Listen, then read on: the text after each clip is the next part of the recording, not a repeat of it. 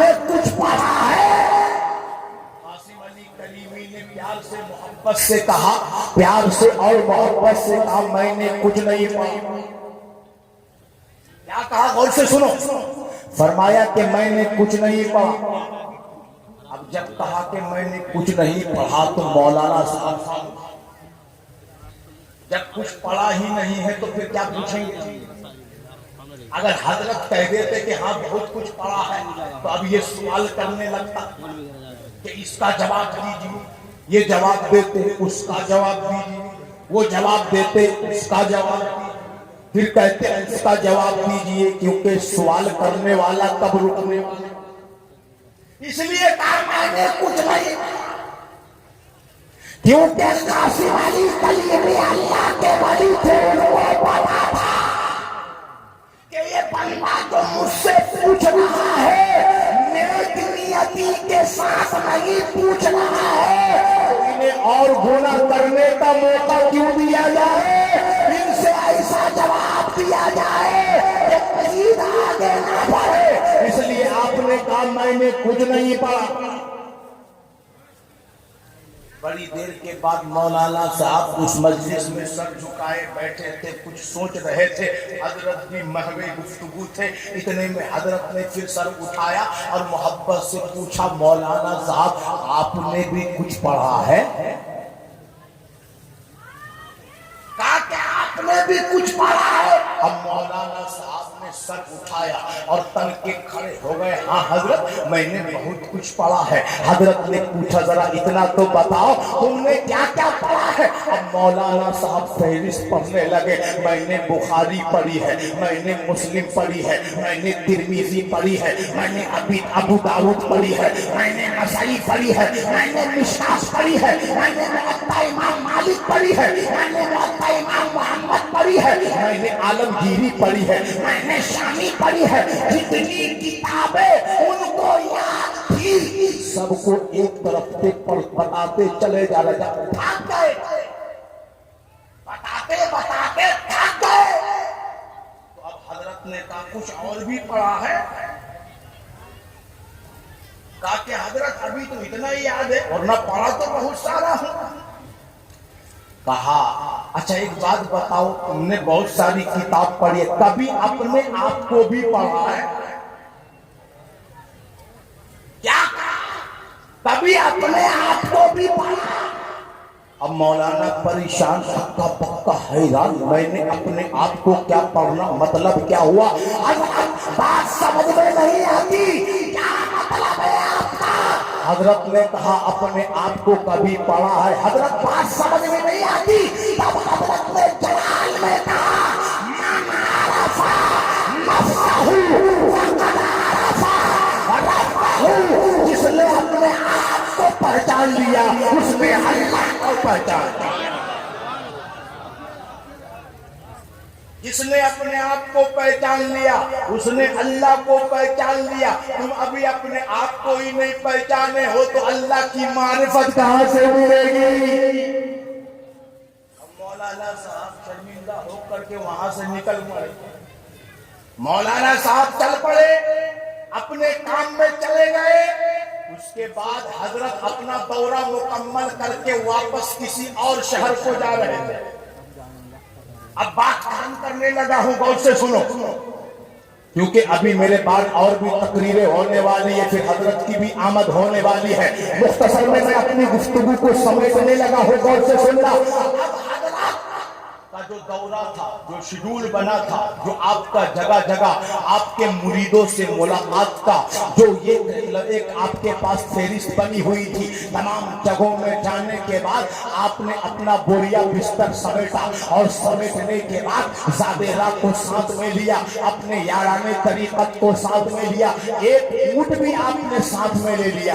بلکہ اگر محبت کی زبان میں کہا جائے تو مریدوں نے کہا حضرت آپ دوسری جگہ سفر میں جا رہے ہیں تو یہ اونٹ ساتھ میں لے کر کے جائیے، یہ اونٹ آپ کے کام آئے، اس میں آپ سفر کیجئے، آپ کو مشقت نہیں ہوگی، آپ کو پریشانی نہیں ہوگی۔ چنانچہ اب حضرت چل پڑے۔ اب حضرت کچھ دور جانے کے بعد اونٹ سے نیچے اتر جاتے ہیں، اپنے مرید کو کہتے ہیں اوپر چڑھ جا،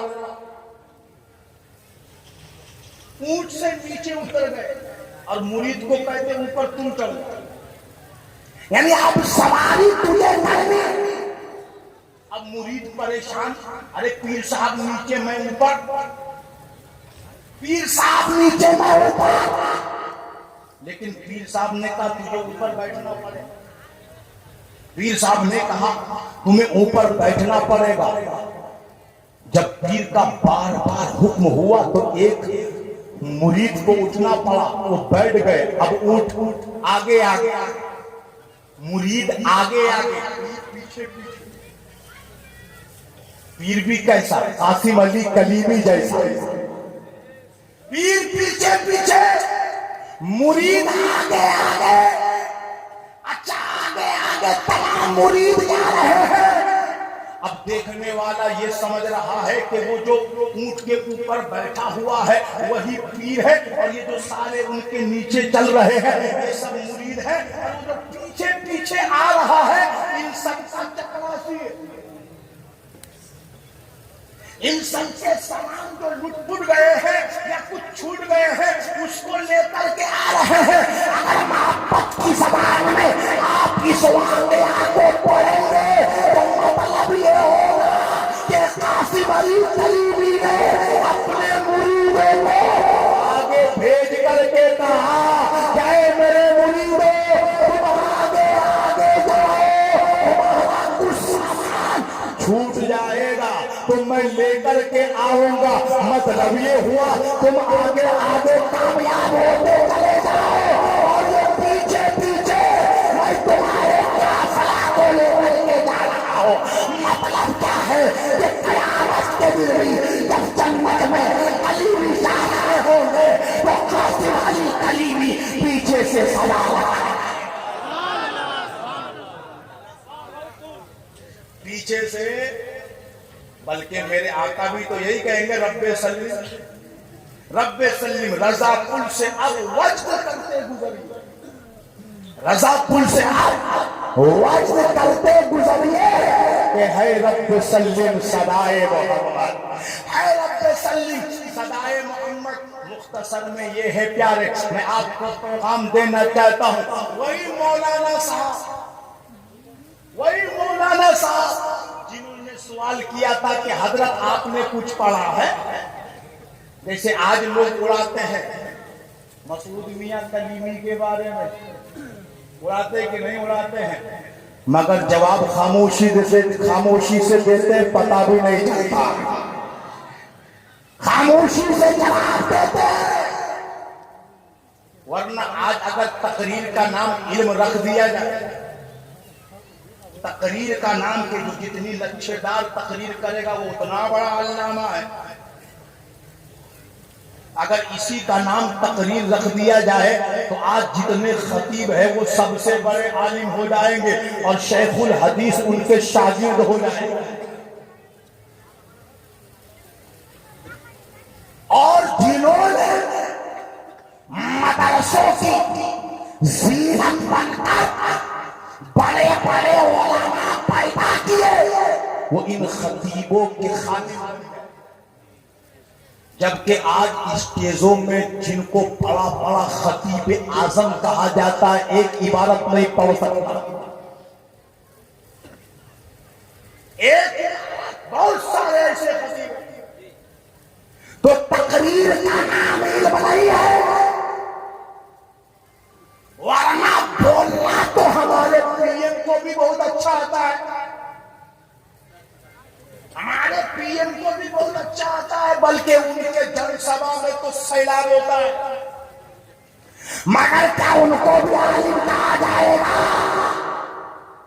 نہیں، بلکہ قرآن کی زبان میں دیکھا جائے تو سب سے بڑا عالم وہی ہے جو سب سے زیادہ اللہ سے ڈرتا ہے، جو اللہ سے ڈرتا ہے وہ سب سے بڑا عالم ہے۔ بہرحال پیارے، میں اپنی گفتگو کو سمیٹنے لگا ہوں۔ چنانچہ قاسم علی کلیمی پیچھے پیچھے آ رہے ہیں اور آپ کے مرید آگے آگے جا رہے ہیں۔ بات سمجھ آ رہی کہ نہیں آ رہی؟ آپ لوگ آ رہے ہیں نا؟ تو ایک مرتبہ کہہ دیجیے سوال ہے۔ قاسم علی کلیمی پیچھے پیچھے، مرید آگے آگے، وہ بھی اونٹ پہ سوار ہو کر کے آ رہے ہیں. دیکھا کہ ایک قافلہ گزر رہا ہے. اچھا اس قافلے میں ایک اونٹ پر سوار ہے, سارے پیدل ہیں, اور اس کے پیچھے پیچھے ایک بندہ آ رہا ہے. چنانچہ وہ مولانا صاحب وہاں پہنچے, اس قافلے کے پاس جب پہنچے کہا کہ یہ آپ کے شیخ ہیں اور آپ لوگ مرید ہیں. کہا کہ نہیں مولانا صاحب, یہ اونٹ پر جو سوار ہے یہ ہمارے شیخ نہیں ہے بلکہ ہمارے پیر بھائی ہیں. کہ ہمارے پیر بھائی ہیں, تاکہ پھر کیا مطلب, تاکہ ہمارے پیر پیچھے پیچھے آ رہے ہیں. مولانا صاحب چکرا گئے, ارے معاملہ کیا ہے, معمہ کیا ہے, پیر آگے آگے ہوتا ہے مگر یہاں تو پیر پیچھے پیچھے چل رہا ہے, یہاں تو پیر پیچھے پیچھے چل رہا ہے. اب قاسم علی کلیمی قریب ہوتے جا رہے تھے, وہ مولانا صاحب ان کے چہرے کو تکے جا رہے تھے. اب قاسم علی کلیمی کا چہرہ جب مکمل طور سے کھل کر آئینے کی طرح اس مولانا کے سامنے آیا, مولانا قدموں پہ گیا اور گرنے کے بعد کہا, اے قاسم علی کلیمی, میں کسی اور کا مرید نہیں ہونا چاہتا, مرید ہونا چاہتا ہوں کہ جس کا پیر اتنی سادگی سے رہتا ہو, جس کی سادگی کا کوئی جواب نہیں ہے, ان کی ولایت کا کون جواب دے سکتا ہے. وہ مولانا صاحب مرید ہو گئے. تو حضرت قاسم علی کلیمی بھی یہی کہتے تھے کہ میں زیادہ پڑھا لکھا نہیں ہوں, مگر سنو جواب کیسا دیتے تھے. حضرت معیز اللہ خان رام پوری فرماتے, محفل لگی ہوئی ہے, اسی سے بات چلی تھی نا, اس کو سنا دیتا ہوں, بات ختم کر دیں. معیز اللہ خان رام پوری فرماتے محفل لگی ہے, علماء کرام کا جنب غفیر ہے. ایک صوفی صاحب نے یہ آیت پڑھی, یا ایھا الذین آمنوا اتقوا اللہ وابتغوا الیہ الوسیلہ. اب وہ تشریح کرنے لگے, الوسیلہ ایل اعمال, وسیلہ کا مطلب اعمال صالح, وسیلہ اچھے کام, وسیلہ کا مطلب قرآن, وسیلہ کا مطلب دین اسلام. جتنی بھی تفسیریں ان کو یاد تھی وہ بتانے لگے.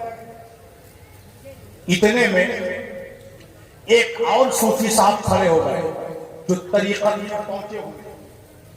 انہوں نے کہا یہاں وسیلہ سے مراد مرشد. کیا کہا؟ مرشد یعنی پیر. کہا وسیلہ سے مراد پیر. معیز اللہ خان رام پوری بہت بڑے شیخ الاسلام تھے اور شیخ الحدیث تھے. انہوں نے ٹوکا کہ حضرت آپ کیسی بات کر رہے ہیں, میں نے جو ہے اس آیت کی تفسیر پڑھی ہے, میں نے روح المعانی پڑھی ہے, میں نے تفسیر ابن کثیر پڑھی ہے, میں نے تفسیر خازن پڑھی ہے, میں نے تفسیر جلالین پڑھی ہے, میں نے بے شمار تفسیریں پڑھی ہے, مگر کسی بھی تفسیر کے اندر میں نے یہ تفسیر نہیں پڑھی کہ وابتغوا الیہ الوسیلہ سے مراد مرشد ہو. آپ یہ تفسیر کہاں سے بیان کرتے ہیں؟ اتنے میں قاسم علی کلیمی کو جلایا گیا. اب حضرت معیز اللہ خان فرماتے ہیں کہ قاسم علی کلیمی کبھی تقریر نہیں کرتے تھے, اب تقریر کرنے کھڑے ہو گئے. اب فرماتے ہیں کہ قاسم علی کلیمی اب تمام مجمع کو اپنی طرف جو ہے متوجہ کرتے ہیں اور فرماتے ہیں لوگوں سنو, یا ایھا الذین آمنوا, اے ایمان والو. ایمان کے اندر آمنو میں اعتقاد آ گیا. آمنو کے اندر اعتقاد ہے, اللہ کو ایک ماننا آمنو کے اندر, اللہ کو سجدہ کرنا آمنو کے اندر, اللہ وحدہ لا شریک ہے آمنو کے اندر, میرے آقا محمد مصطفیٰ آخری نبی ہے آمنو کے اندر, میرے آقا عالم غیب ہے آمنو کے اندر, میرے آقا حاضر و ناظر ہے آمنو کے اندر, میرے آقا محمد عربی شافع محشر ہے آمنو کے اندر. یعنی جتنے بھی سلسلوں کے عقیدے ہیں آمنوا کے اندر اب فرماتے ہیں اتقوا اللہ، اتقوا اللہ، اس کے اندر نماز ہے۔ اتقوا اللہ یعنی جو اللہ سے ڈرے گا وہی تو نماز پڑھے گا، جو اللہ سے ڈرے گا وہی تو صدقہ دے گا، جو اللہ سے ڈرے گا وہی تو حج پہ جائے گا، جو اللہ سے ڈرے گا وہی تو روزہ رکھے گا، جو اللہ سے ڈرے گا وہی تو زکات دے گا۔ تو اتقوا اللہ کے اندر تمام اعمال حسن ہے، اتقوا اللہ کے اندر تمام اعمال حسن۔ آمن کے اندر عقیدہ آ گیا، اتقوا اللہ کے اندر اعمال آ گیا۔ تو مولانا معیز اللہ اب ذرا بتاؤ بچا کیا، اب ذرا بتاؤ بچا کیا؟ مولانا معیز اللہ صاحب فرماتے حضرت بات ہی بتیا سمجھ میں نہیں آتی، کیا بات ہے، اب تو میری تفسیر بھی سمجھ میں نہیں آتی، آگے کیا بتاؤں گا؟ تو حضرت قاسم علی فرماتے ہیں کہ سنو، اب جو وابتغوا الیہ الوسیلہ ہے اس سے مراد راہبر ہے، اس سے مراد راہبر ہے۔ جیسے ہم کہتے ہیں پیر طریقت، رہبر راہ شریعت، رہبر راہ شریعت۔ تو قاسم علی کلیمی فرماتے ہیں آمنو کے اندر اعتقاد آ گیا، اتقوا اللہ کے اندر اعمال صالحہ آ گیا، مگر سنو وابتغوا الیہ الوسیلہ کے اندر یہ مرشد ہے یعنی رہبر ہے۔ مطلب کیا ہے؟ اے لوگوں تم اپنا عقیدہ پہلے درست کر لو، اس کے بعد اعمال صالحہ اپنا لو، اس کے بعد ایک رہبر اپناؤ، ایک پیر اپناؤ، تاکہ وہ پیر آپ کو اللہ تک پہنچائے گا،